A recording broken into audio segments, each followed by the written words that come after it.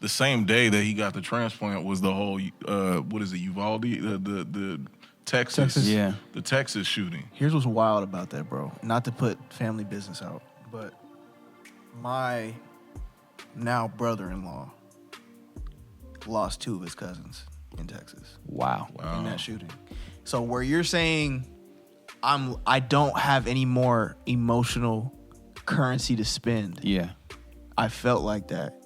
But then it hit home when it was like Erica was talking, she's like, Kataya's husband lost 2 cousins. I'm like, now it hits home. It's like, okay, what is it, 6 degrees of separation kind of thing? Yeah. Where it's just like, well, maybe I need to be a little bit, not even more, I don't know how to explain it, but like empathetic, I don't know.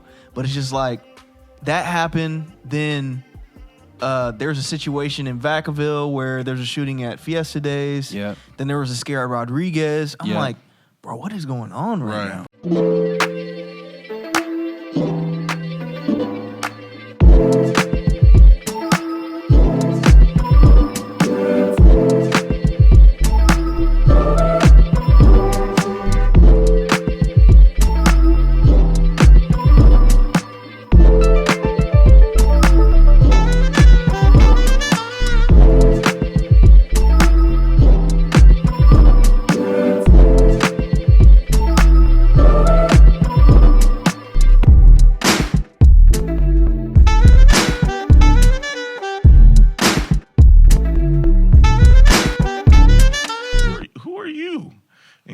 Principal, and she was like, "Oh, okay." He's like, "Nah." He's like, "Look, you might never." He's like, "But I could tell you gonna run track this year, bruh."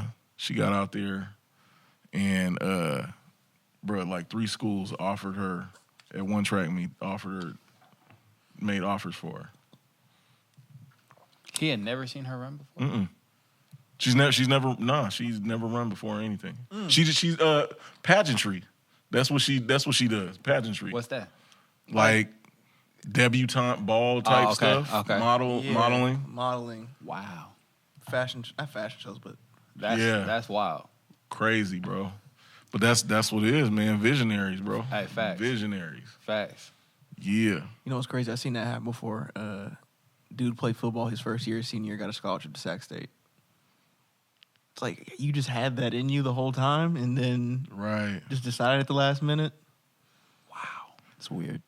Man, look at God. Facts. Yeah, no, that's inspiring. We back with another episode. Man, it feels like it's been so long. That's because May was a year by itself. It feels like a mighty long time. Hello, stranger. Nah, hey, what up? What's happening? What's blapping? Don The Blaptist, 1/3 of the Watch Me Develop podcast. We back in your ears for real. Here with my brethren to the right of me, I got John Butcher Jr. What's happening, baby? And to the left, fresh to death, got Steven Joshua Bonds. Look at gold all in my chain. What's up, y'all? What's going on, family? Glistening on his mission. Look at that. Are those natural juices and berries in your hair, boy? Oh, yeah, this is that good old... no, they're not sponsored. No, I'm just like... It's a good old... Like that. Right on, yeah. We back together in the building, baby. Hey, there's been so much that has happened since the last time we got with y'all. I know y'all got played because you thought that we was really not gonna do any more of these when JR hopped on the socials last week. The DMs were right. What happened? What? Yes. You almost had me, bro. I almost hit you up and asked you what happened to me. Bro, I'm at his house. I did the video at his house. I was like, wait, what? We not Funny. Shouts out to Devin. Shouts out to who else had said something. Man, there was like quite a few people, man. The homie Danny said something. Mm-hmm. It was a lot.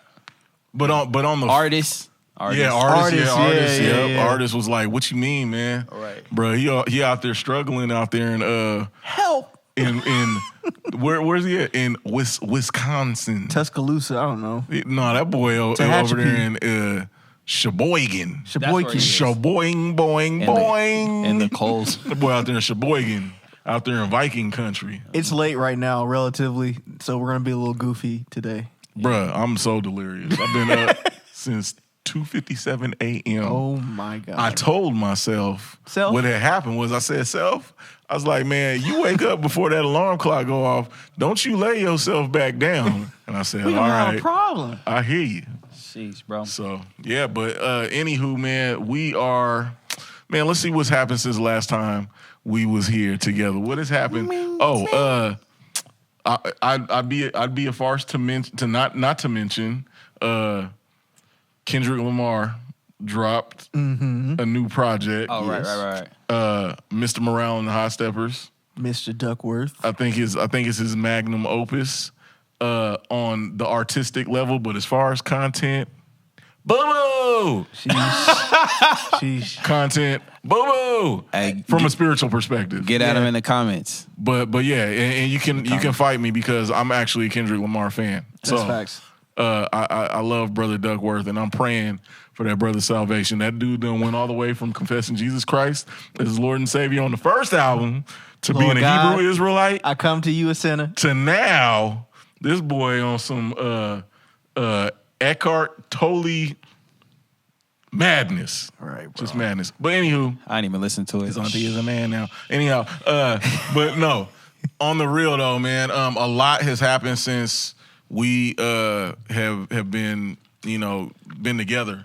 And one of those things, man, that we are, man, so beyond words for. Tremendously grateful. Tremendously grateful. And I'll defer to John to share, but tell us about the miraculous. Miraculous. My dad got a new heart, y'all. Me. Man, Still don't have the button. we still do not have the Still button. don't What have is the button. wrong with you? Hey, bro, another thing, too, is between that time I moved, so I definitely don't know where that button is. Yeah. But, nah, man, it's just been really cool. Dad is doing well. A lot of ups and downs, even between the surgery portion of things, but he's doing great. Actually stood up today. So that's good, man. It's just been a miracle in the making. God's grace has been on him his whole life. And it's just kind of cool to see, even after a monumental moment like this, that the grace continues. Yeah. Amen. The Tin Man got a heart. Got a new heart. We didn't go to the Wizard of Oz, baby. We went to the King of Kings, King of Kings. the Lord of Lords, The Kang of Kangs. Jehovah Jireh, Hey, Cali Fresh Tees, I need a shirt that says Kang of Kangs, not King of Kings. Kang of Kings, for sure. Nah, man. Yeah, dude. That's. I've heard about heart transplants. I've heard about different organs being transplanted and stuff, but this is like the closest I've ever been to the miracle of a heart. Like, this is a heart, man. It's not an organ that you can live without. Right. And so, And here's what's wild about it, bro, is like, obviously, if you're in this area, a lot of people know my dad. They know who John Butcher is. I'm not trying to toot his horn or anything like that, but not only, people coming and supporting, calling, saying, hey, we're praying for your dad. How's your dad doing? Stuff like that. But I didn't realize how many other people were on the list for heart transplants. yeah. That's what people that come out of woodwork, and they're looking at my dad as like a source of hope. Like, if he can get it, man, surely I can get it too. Yeah. And so it was really a blessing too. We're getting a little bit famous now, but shouts out to my old coworker Ben. Ben actually just got a heart back in March, and he had reached out to me and was saying like, hey man, if you need to talk, we can go get coffee. I'm like, yo, I was out in Stanford. I was low-key looking for you. He's like, bro, I've been home for like a couple weeks now. Oh, wow. So he's like, yeah, let's connect. He's like, I'm off right now, so we can meet for coffee, whatever. And that really was an encouragement to like, hear from him. And then another thing too, just like some of my dad's old friends that I've known, some family friends that I know that are just like, hey, we're praying. Like I said before, and one guy I know that needs a kidney is like, hey, I was like really praying for your dad. Another close friend of the family, Jason. Mm-hmm. Jason. Jason. I know needs a heart too. Yeah, he's needing a heart too, man. We're keeping you in prayer too. Absolutely keeping y'all Jason. in prayer. But it's just kind of crazy to see that, what the things that happen in your life do not just affect you. And I'm seeing that, fully for the first time on this level. Like, it's really crazy. Yeah. Awesome, man. Yeah. Yeah, nah, it's been a like major testament too, just to watch y'all kind of go through this, because you guys aren't, like I was telling you, JR, like y'all are all part of the ministry, but then you guys are also family, also, you know. So to watch you guys go through this trial with hope, you know what I mean, and to remain like faithful and steadfast in the midst of being bombarded with a host of other emergencies at the same time, like, bro, it's been a huge faith builder, man. And we really have been praying for y'all, for real, for real. Appreciate it, man. Amen. It means a lot. Yeah. It definitely has been a season for me, man. Like another thing that's been like an odd blessing too is business is going well, in the sense of I've been working almost every weekend, but it's like kind of learning throttle control. And Josh, I know you can kind of attest to this, where like you're first getting on a bike or whatever, and like you're like, oh, I'm about to take off, and you do it, and it's kind of like, oh, it's a little bit too much, I'm about to get hurt. Yeah. But then you kind of ease up so much to where you're not really moving a whole lot. I think that's kind of been my struggle as a business owner, and when life happens. We've talked about this before in other episodes. Yeah. But it's just like trying to figure out, like, I have the ability to let's ramp up business, but right now in my life, I don't have the control to be able to just, just go. Yeah. And so I've just definitely been trying to figure that out, because you still got to provide for family. Even though trials come, bills still be coming too. Yeah.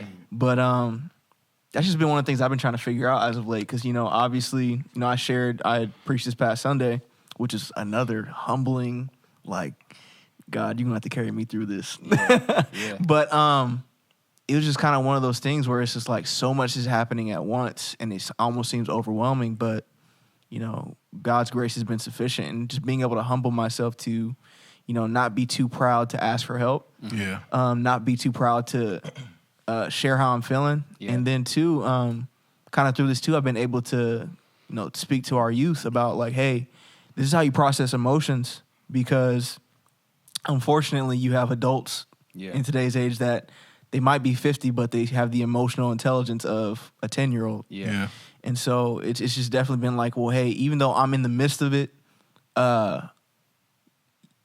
learn with me as I'm going. Just like the theme of our watch me develop. Yeah. Literally, like I'm willing to be transparent enough and humble enough to, it might destroy my reputation, but if it helps you build your character, then so be it. Yeah.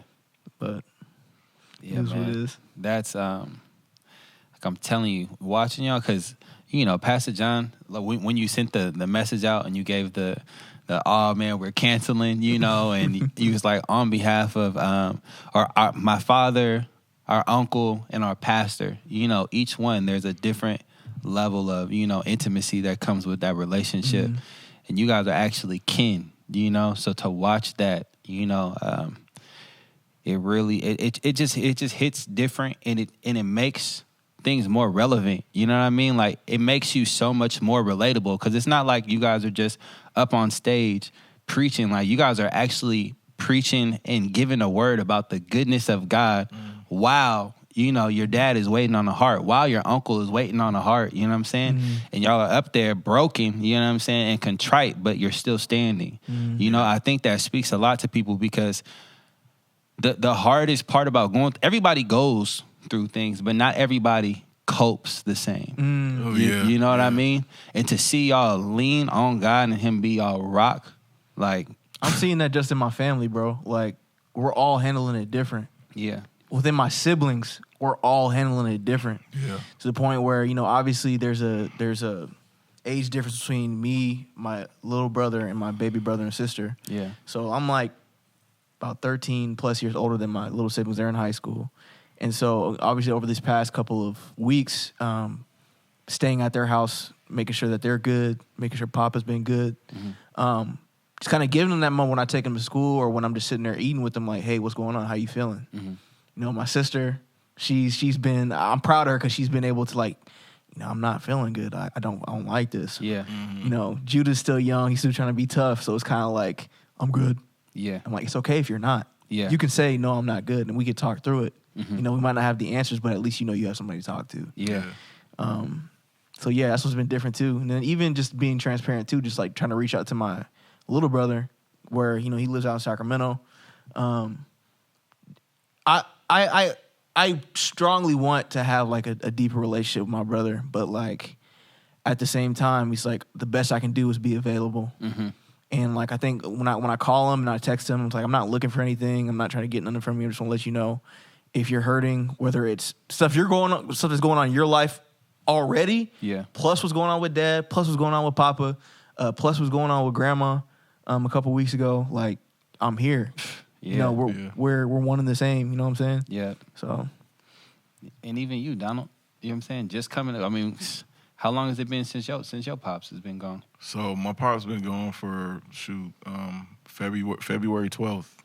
So it's like a little over 3 months. Yeah. And and so it's just interesting because that resurfaces throughout. Mm-hmm. You know what I mean? What was interesting because I wasn't sure if I was gonna have to make a trip down there to where Pastor's at, because that's the same area, same hospital my dad was at. You know what I mean? So it's just interesting how all of these things are kind of like, coming full circle, so to speak. Not only that, but it's just, like you said, we've been really leaning into God. You know what I'm saying? Like we're not, and I'm hoping the people that are out there that see us, you know what I'm saying, that are on the outside looking in, so to speak, don't believe that the misconstrued our faith for us just being naive to the reality of what's going on. You know what I'm saying? Like, no, there were times where it was dark right before the transplant happened. Yeah. Where like just we were getting all these reports. Right. You know what I'm saying, of how dismal things are looking. And we're not failing to recognize that. We're not ignoring that. We're taking that in and wrestling with, having our bouts with doubt and unbelief and our faith being challenged, and like, the what ifs of what if it doesn't happen the way that we're expecting it to happen. You know what I'm saying? How do you really know what God's will is? Maybe, you know what I'm saying? But in essence, I honestly believe that when we're faced with situations like that are way beyond our control, bigger than us, right. That if our posture is to take the stance that our God is greater than the situation, our God is big enough, and he is well able to do what it is that we need in this time, that even if he doesn't, we still trust him and know that he's God. Spot on. Right?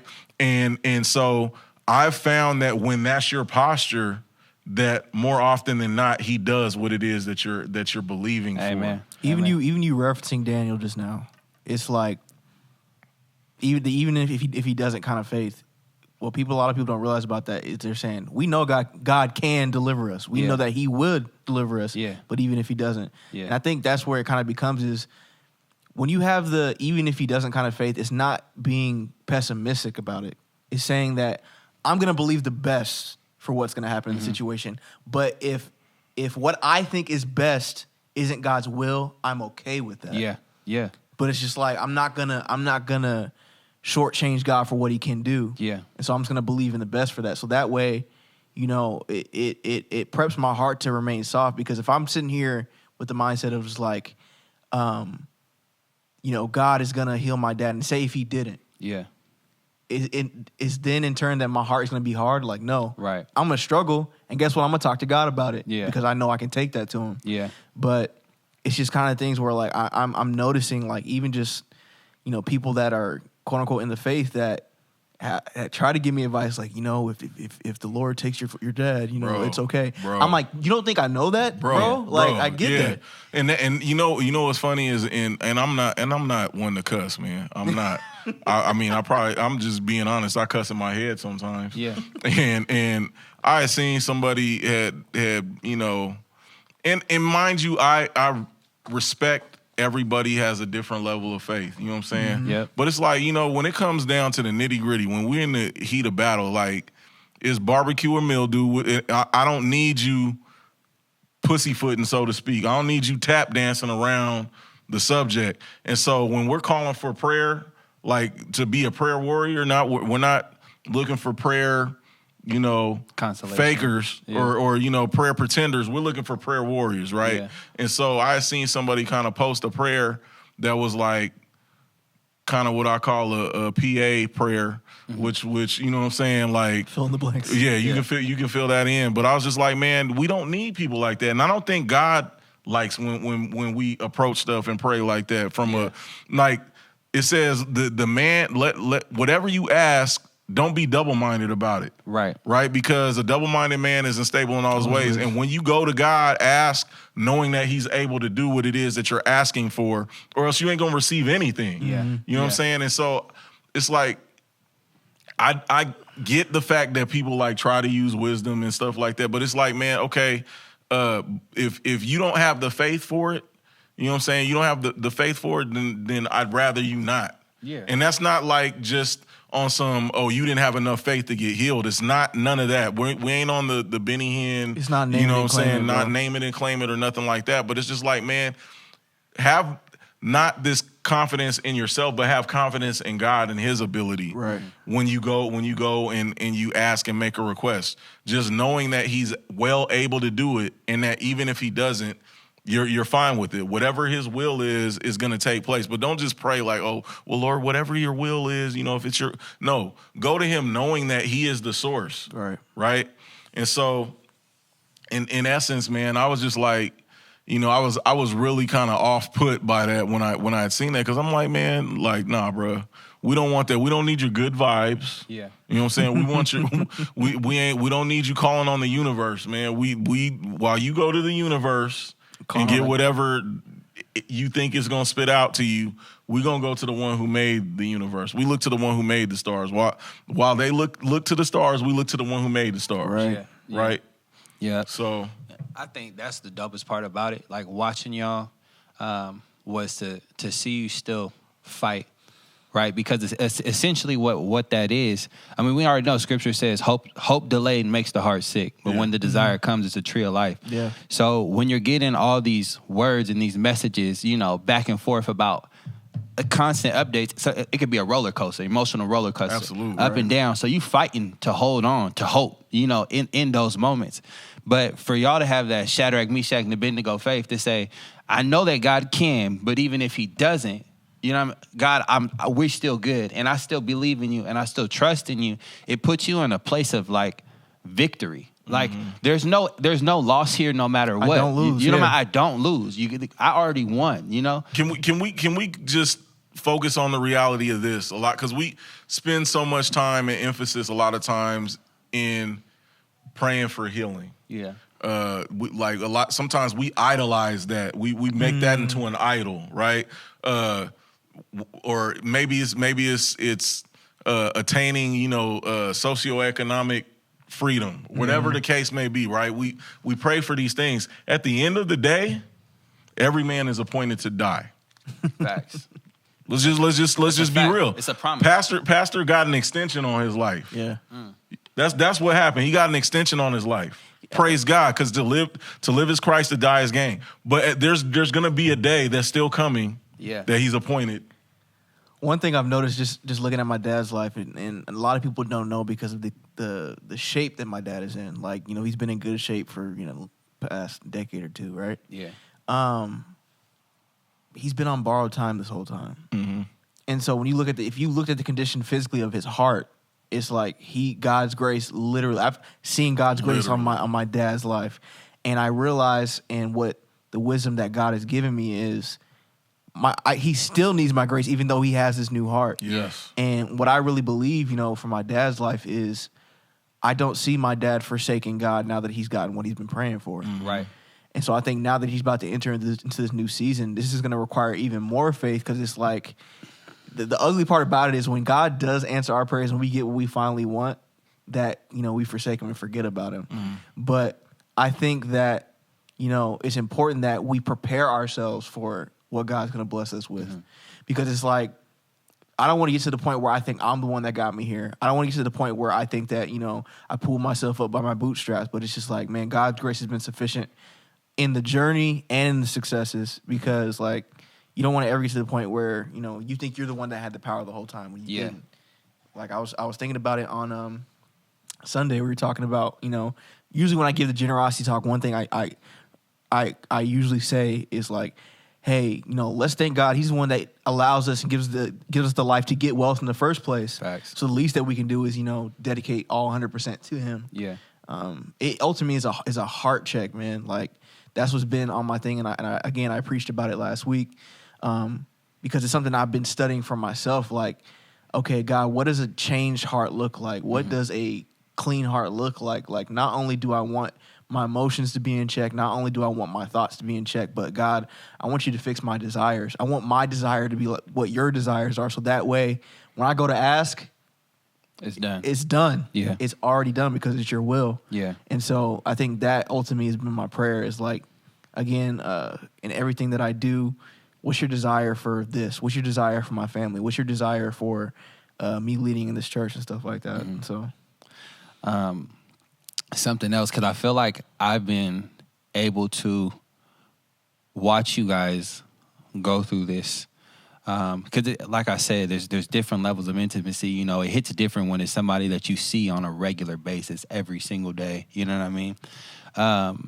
So to kind of like watch y'all from out the ring, it's taken me back to times of like trials in our family. Where we were affected by, when my pops passed, or when we had family members that were going through tough situations, and one of the things they reminded me of, well, there's a few. Like you said, I remember when my pops passed, everyone in the house did like this, like scattered, you know what I'm saying, and ran to their different, tried to find comfort in various places, essentially, So that was one thing. And then the other thing was, because my pops passed in August 14th, 2001, September 11th, 2001. Was less than a month later. Wow. Yeah, I mean, and my grandmother was over, and I remember watching it on television, and I didn't have the heart. You know what I'm saying? I didn't have the emotional capacity to feel or to grieve for those people. You know what I'm saying? And I was young, and I didn't know how to cope through that situation. So just talking about what has been going on, since the last time we came on here and filmed, there's been tragedy in the world. Like, the world doesn't stop turning. You know what I mean? What's funny is that you mentioned with you mentioning that the same day that he got the transplant was the whole Uvalde, the Texas, the Texas shooting. Here's what's wild about that, bro. Not to put family business out, but my now brother-in-law lost 2 of his cousins in Texas. Wow. In that shooting. So where you're saying I don't have any more emotional currency to spend. Yeah.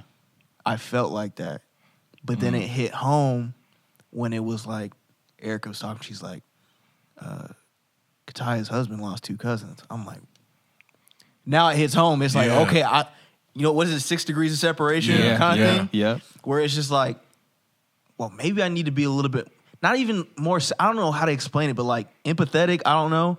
But it's just like, that happened, then there's a situation in Vacaville where there's a shooting at Fiesta Days. Yeah. Then there was a scare at Rodriguez. I'm like, bro, what is going on right now? Bro. Right. And it's just like, okay, Lord, where do you want me to be? Be right. Where do I need to be? Yeah. And that's where, again, kind of going where like, how do I help other people kind of have this emotional connection? You know what I'm saying? And you know what's funny is that you're saying that because it's like, sometimes stuff happens so often that like you kind of become numb to it, right? We're still on the heels of the was it Buffalo shooting, right? You know what I mean? So there were all these things, but for whatever reason, I don't know. And again, like you said, as far as the levels of intimacy, with Pastor getting a new heart, I feel like the whole church has gotten a new heart. You know what I mean? And that day, while I heard about it earlier on in the day of that happening, it didn't really sink in until like the day or two afterwards, as far as like, me like feeling it, you know what I'm saying, on a real emotional level, you know what I'm saying? And literally I wanted us to have the conversation, because one of the things I think that was happening as I was kind of feeling the emotions and seeing a little bit more and hearing a little bit more information about what had transpired during that whole situation was I felt like the Lord had impressed on me like that active fathers is an answer to the problem of active shooters. Active fathers. Active fathers are part of the prevention of active shooters. Expand on that, bro. So